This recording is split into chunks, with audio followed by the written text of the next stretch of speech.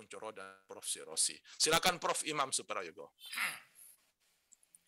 Assalamualaikum warahmatullahi wabarakatuh. Waalaikumsalam warahmatullahi wabarakatuh. Wassalatu wassalamu ala asrofil anbiya'i wal mursalin Sayyidina wa maulana Muhammadin wa ala alihi wa sahbihi ajmain. Amma ba'du, Gus Wahid, Ibu Andi yang selalu ngatur kegiatan kita ini, Pak Prof. Kuncoro dan Prof. Siroji dan semua yang tidak bisa saya sebutkan satu-satu yang berbahagia. Malam hari ini saya kira memang tepat kita bicara tentang puasa.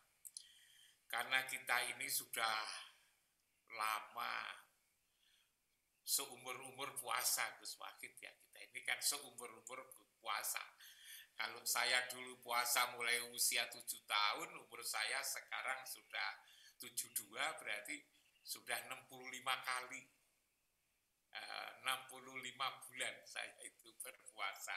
Saya kira bapak-bapak ibu juga begitu, karena itu mungkin yang tepat ini bagi-bagi aja pengalaman saya kira, sehingga lalu kemudian bisa kita jadikan bahan untuk merenung kembali, istilahnya Prof. Kuncoro kan kita merenung gitu kan, kita jadikan bahan pertimbangan pengalaman kita masing-masing ini.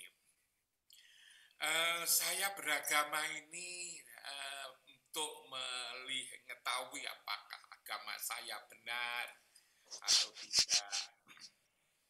Karena informasi kan begitu banyak, Gus Wahid ya, dari berbagai penjuru ingin berpartisipasi untuk menjelaskan agama ini. Saya ini biasanya selain saya lihat Quran dan juga hadis ya, bahkan kalau hadis itu saya tidak mampu juga untuk lihat ini yang sokeh atau tidak sokeh. Saya apakah itu benar atau tidak itu malah justru dari pengalaman. Setelah saya lakukan agama ini, lalu rasanya itu gimana? Kalau rasa saya, hati saya itu lalu jadi tentram, jadi damai. Lalu dengan orang saya bisa tidak membenci, lalu kemudian tidak sakit, itu saya rasakan saya ini benar. Jadi saya beragama itu bukan untuk akhirat, tapi juga untuk dunia ini. Terasa betul itu terasa. Nah, dalam kaitannya dengan puasa ini, puasa seperti yang dikatakan oleh Gus Wahid itu kan mengendalikan diri sebetulnya. Kalau mengendalikan diri dari tidak makan, tidak minum, itu saya kira tidak berat. Anak kecil saja, cucu kita itu bisa kok sebetulnya untuk puasa. Tapi puasa ini kan bukan puasa untuk cucu. Harapan kita kan puasa kakek-kakek ya, Gus Wahid ya, untuk bapak-bapak, untuk ibu-ibu. Yang kita kendalikan tentu saja lebih berat dari itu. Apa itu? Mengendalikan bagaimana kekuatan jin, kekuatan iblis, kekuatan setan yang ada pada diri kita ini bagaimana terkendali. Kalau kita bicara jin, bicara iblis, setan kan seringkali kita bayangkan kan yang ada di luar diri kita. Padahal itu sebetulnya kan yang ada di dalam diri kita. Yuwaswisu fi sudurinas minal jinnati wan nas ini. Nah, bagaimana mengendalikan ini? Ini kan bukan perkara gampang itu kan. Dan memang itu dijelaskan juga di dalam Al-Quran. Huwaladzi khalaqakum faminkum kafirun wa minkum mu'minun. Yang ada pada dirimu sebatang itu ada potensi kafir dan ada potensi mukmin itu ya. Nah, ini yang kita kendalikan itu adalah kekafiran yang ada pada diri kita sendiri ini, dan itu berat. Maka lalu kemudian pertanyaannya, agar terasa ringan itu seperti apa? Agar terasa ringan, puasa kita terasa ringan, sholat kita terasa ringan, itu saya sependapat sekali dengan apa yang dikatakan oleh Gus Wahid tadi. Kita harus selalu minta pertolongan, bimbingan kekuatan dari Allah. Dan Rasul itu memang betul. Hanya lalu pertanyaannya itu bagaimana kita bisa dekat dengan Allah itu. Saya selalu dalam hal ini lagi-lagi juga pengalaman. Agar terasa hati kita tidak segera muncul, sakit, iri, kadang-kadang merasa terganggu karena orang lain lebih sukses. Maka saya ingat ini Gus Wahid. Saya ingat Quran surat Al-A'raf itu. Ayat 53 kalau tidak salah. Wa naza'na ma fi sudurihim min ghillin. Aku akan cabut apa yang ada di dalam dada ini min ghillin. Dendam, iri hati, dengki, macam tamak. Di mana mencabutnya? Ternyata mencabutnya itu di tajri min tahti al-anhar, di tempat yang di bawahnya mengalir sungai. Ternyata di bawah Ka'bah, tanda Baitullah itu kan ada sungai Zam-Zam itu yang airnya tidak habis-habis. Kalau kita merasa ingat di situ, merasa berada di situ, karena agama itu sebetulnya kan ruhani. Kalau ruhani itu ingatan. Tatkala ingatan kita itu merasa di situ, maka penyakit kita ini lalu kemudian penyakit di hati itu akan dicabut. Dan kalau penyakit hati itu dicabut, maka apa-apa menjadi ringan. Kita lalu sholat menjadi ringan, kita puasa menjadi ringan, lalu kemudian kita melakukan apa-apa yang bernilai kebaikan itu menjadi ringan. Kalau tadi saya katakan bagi-bagi pengalaman, ini barangkali Gus Wahid. Pengalaman saya bagi ini. Saya ini umur 72 tahun itu mungkin lebih dari separuh usia saya pakai untuk memimpin lembaga pendidikan, Gus Wahid. Saya bersama Prof. Malik Fajar itu mimpin UMM itu 20 tahun saya di situ. Jadi rektor 1 aja itu 13 tahun, sebelumnya jadi dekan. Sebelumnya wakil dekan 20 tahun. Lalu ditugasi oleh Pak Menteri Agama memimpin Stain Malang jadi itu 16 tahun. Berarti kan sudah 36 tahun. Lalu diajak Prof. Tolka Hasan itu untuk jadi pembina Unisma itu sudah kira-kira 10 tahun. Kan sudah 46. Diajak Gus Solah itu untuk saya ditunjuk ketua yayasan di Tebu Ireng itu kira-kira juga sudah 10 tahun. Jadi sudah hampir seumur-umur itu ngurus itu. Terasa itu jadi mudah dengan saya ngamalkan agama ini, Gus Wahid. Saya mulai dengan sholat. Tatkala saya jadi rektor itu di Universitas Islam Negeri Maulana Malik Ibrahim Malang itu, saya tidak yang macam-macam yang sulit-sulit. Para mahasiswa, para dosen, karyawan itu waktunya sholat, saya ajak ke masjid semua. Sehingga saya punya kampus itu punya 2 masjid itu penuh. Mulai duhur, lalu kemudian subuh. Ternyata memang kalau orang itu sholat, lalu kemudian sholatnya itu kita ajak konsentrasi di Baitullah, maka lalu kemudian memang menjadi hati yang itu menjadi jinak itu loh ya, kalau dikatakan jinak apa kurang bagus ya, menjadi lembut gitu loh, menjadi lembut. Lalu kemudian doa itu lalu juga dikabul gitu Gus Wahid ya. Saya tidak cari yang lain dan ini bukan karena riya ya. Gus Wahid kan tahu dulu itu Stain Malang itu kan perguruan tinggi paling kecil. Lalu kemudian saya usulkan berubah menjadi universitas. Walaupun itu agak sulit. Yang kecil itu kan berhasil, lalu kemudian menjadi besar gitu kan. Itu tak modali dari sholat, tak modali dari puasa. Waktu itu. Saya katakan besar itu, tadi Gus Wahid nanyakan berapa kali saya ke musim panas di luar negeri, di Eropa. Saya berkali-kali. Kenapa? Mahasiswa saya itu dari berbagai negara, Gus Wahid. Kampus yang sangat kecil itu. yang sangat kecil, sekolah tinggi, yang orang katakan katanya seperti SD Impres. Akhirnya selama 16 tahun itu saya punya mahasiswa itu dari 32 negara. Yang dari Rusia saja mahasiswa saya itu ada 29 itu. Dari Filipina, dari China, dari mana-mana itu Gus Wakil. Itu dari negara-negara baik yang muslim maupun yang tidak muslim, dari 30 negara. Ini karena saya ajak sholat, jadi saya lalu diolok-olok, kok sholat itu kan. Apa kaitannya?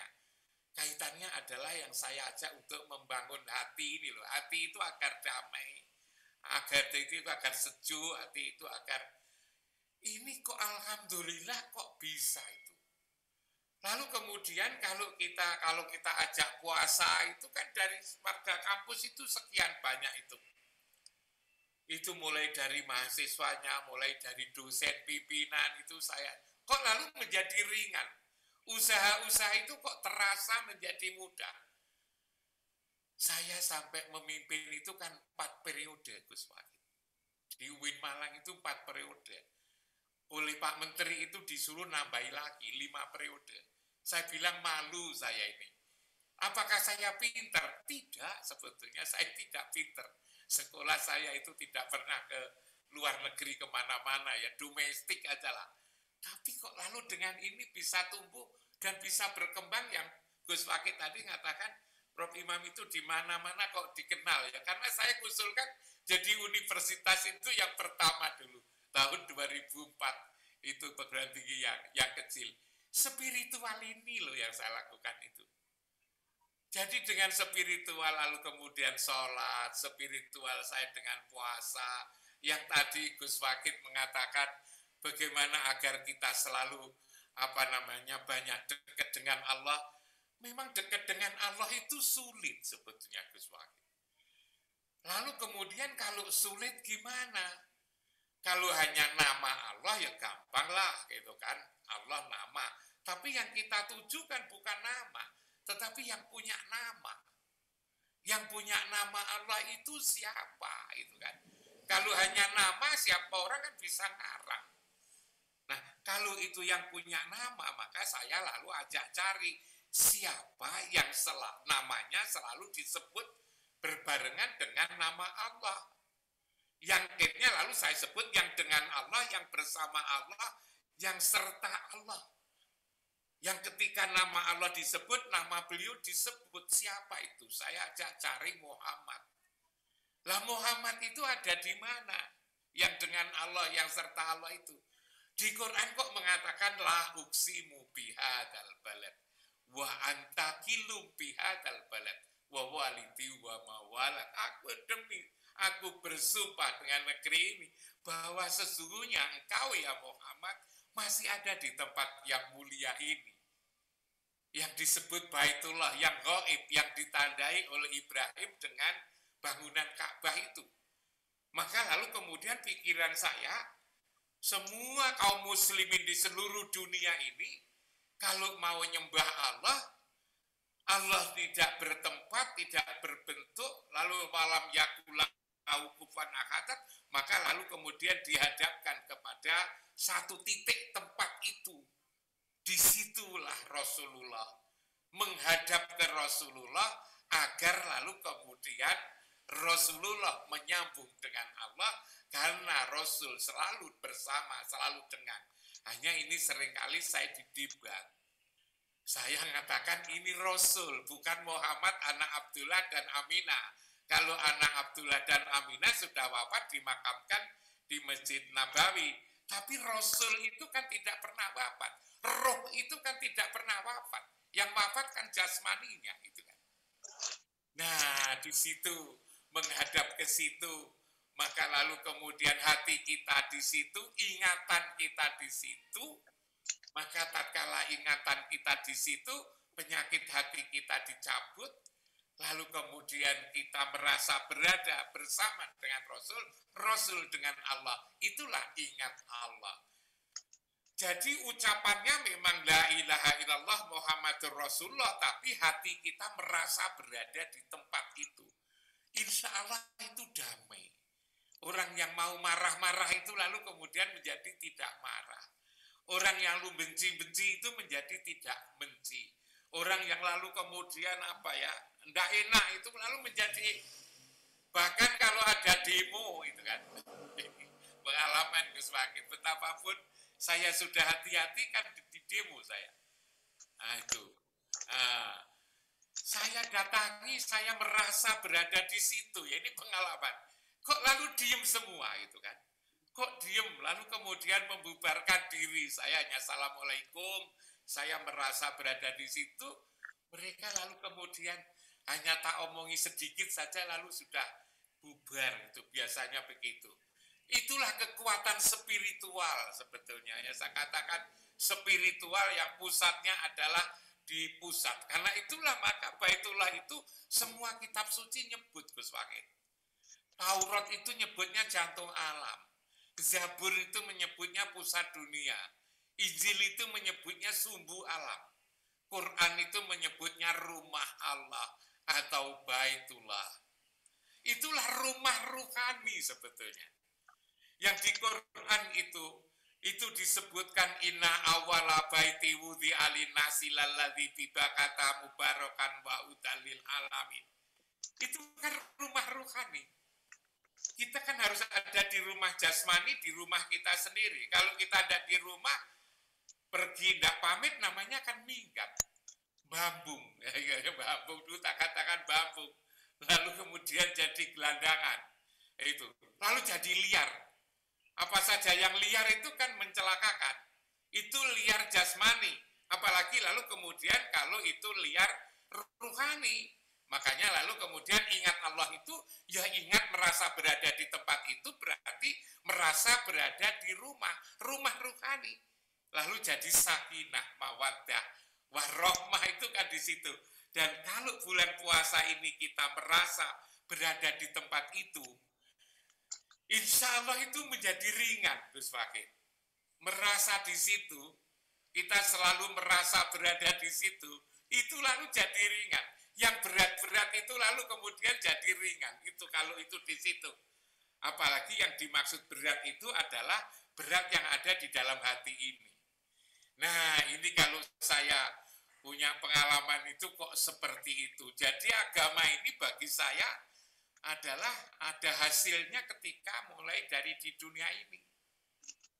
Dan mudah-mudahan juga berlanjut sampai di akhirat. Amin, amin, amin. Jadi bukan di sini, tapi bukan di sana, tapi mulai di sini sudah dirasakan. Jadi puasa ini sebetulnya adalah bagaimana mengendalikan hati ini dari jin, iblis, dan setan yang ada di dalam dada itu berat, dan agar ringan, maka kita mendekat kepada Allah. Caranya dekat, merasa berada di rumah Allah. Itu rumus saya kok seperti itu. Luar Dan biasa. alhamdulillah kok lalu ya memang subjektif, tapi apa? Wah ini namanya pengalaman. Pengalaman itu kan tidak bisa itu pengalaman di sifatnya pribadi. Doa-doa apa itu saya dari sini lalu kemudian menjadi enak, Gus Fakih. Beragama itu lalu jadi enak, menjadi luar biasa. Mohon maaf manakala saya terlalu panjang dan mungkin dianggap keliru, karena ini saya ingin bagi-bagi pengalaman. Tadi dikomentari ketika saya menjelaskan bahwa di kepala saya bagian kanan sakit, lalu kemudian saya diajak untuk memohon kepada Rasul berada di Baitullah, bukan di Masjid Nabawi, di Baitullah, itu ternyata sembuh tanpa operasi waktu itu. Alhamdulillah. Nah, seperti itu Gus Fakih. Terima kasih Bapak-bapak Ibu semua. Mohon maaf. Assalamualaikum warahmatullahi wabarakatuh. Waalaikumsalam warahmatullahi